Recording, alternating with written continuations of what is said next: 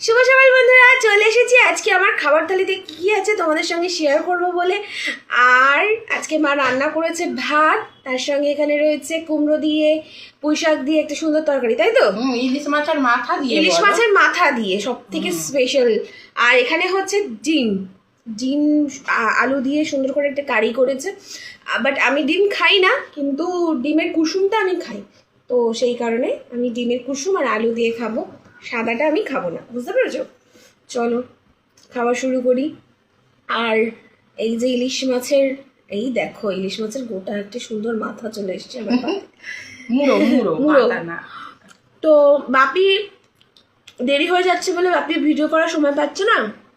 মা বলে কি হবে তাহলে, ইটিং শোটা আর হবে না, মাও করতে চায় না, তাই তো? হ্যাঁ, আমি তো একা একা পারি না না।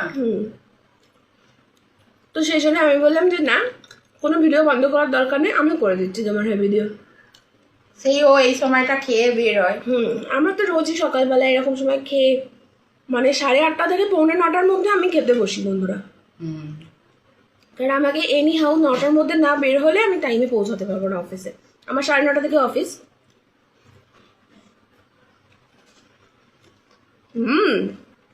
দারুণ লাগছে।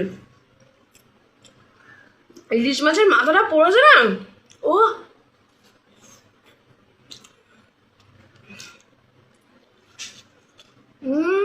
ভালো হয়েছে, দারুণ।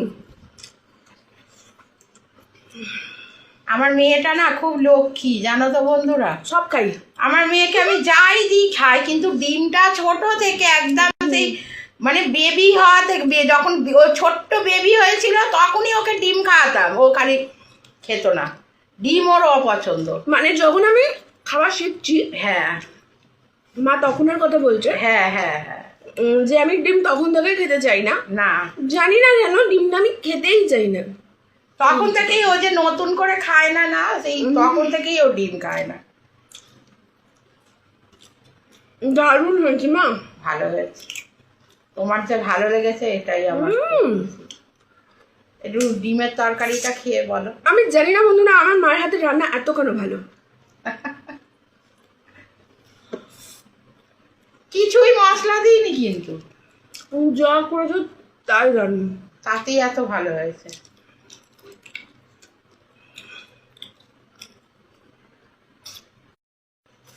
এবার আমি খাবো ডিমের তরকারি। আর ডিম খায় না বলে তো আমার না, ওকে একটু মাছ না মাংস না দিলে আমার মনটা শান্তি হয় না। অত টেনশন করতে হবে না, ডিমের কুসুমটা তো খাই রে বাবা।